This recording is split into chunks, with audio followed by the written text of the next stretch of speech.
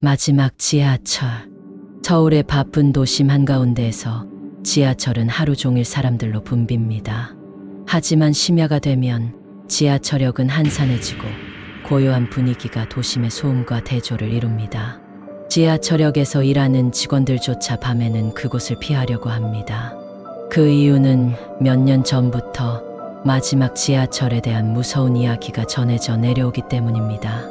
지우는 대학생으로 늦은 밤까지 공부를 하고 집으로 돌아가는 길이었습니다. 그날은 유독 피곤했기 때문에 그는 마지막 지하철을 타기 위해 급하게 역으로 향했습니다.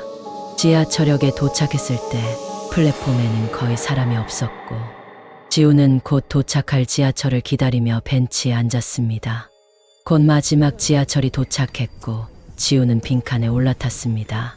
지하철은 조용했고 몇몇 승객들만이 피곤한 얼굴로 앉아 있었습니다. 지우는 자리에 앉아 창밖을 바라보며 깊은 한숨을 내쉬었습니다.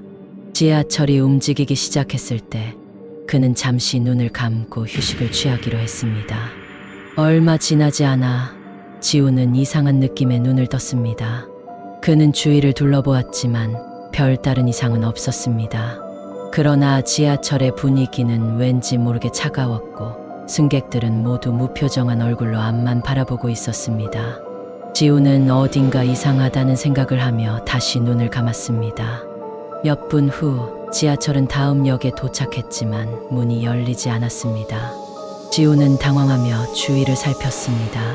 다른 승객들은 여전히 무표정한 얼굴로 앉아 있을 뿐이었습니다. 지하철은 다시 움직이기 시작했고 지우는 불안감에 휩싸였습니다.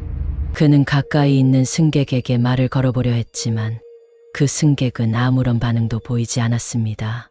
지하철은 몇 역을 더 지나갔지만 문은 계속 열리지 않았고 승객들도 여전히 무반응이었습니다. 지우는 점점 더 불안해졌습니다.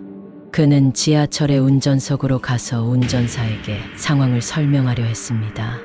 그러나 운전석에 도착했을 때 운전사는 자리에 없었고 지하철은 무인 상태로 움직이고 있었습니다.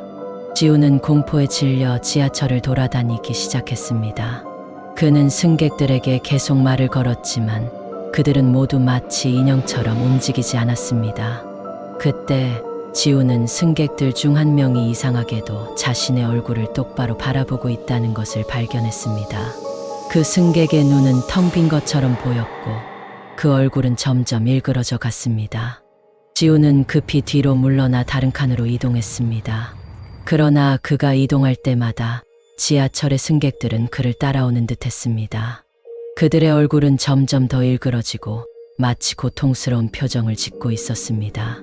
지우는 점점 더 공포에 질려 지하철의 끝까지 달려갔습니다. 지하철이 터널 속을 계속 달리는 동안 지우는 마지막 칸에 도착했습니다.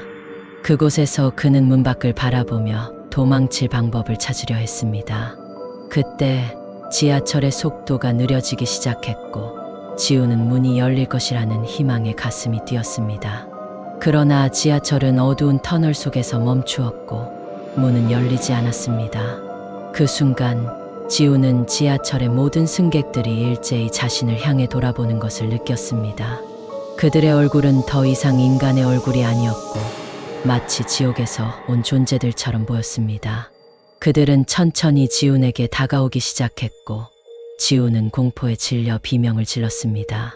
갑자기 지하철의 조명이 깜빡이더니 지훈은 그 자리에 혼자 남겨졌습니다. 그는 숨을 헐떡이며 주위를 둘러보았지만 그 이상한 승객들은 모두 사라져 있었습니다. 지하철은 다시 움직이기 시작했고 이번에는 정상적으로 역에 도착했습니다. 문이 열리고 지우는 급히 지하철에서 내려 집으로 달려갔습니다. 그날 이후 지우는 마지막 지하철을 타지 않기로 결심했습니다. 그는 그 밤의 경험을 결코 잊을 수 없었습니다.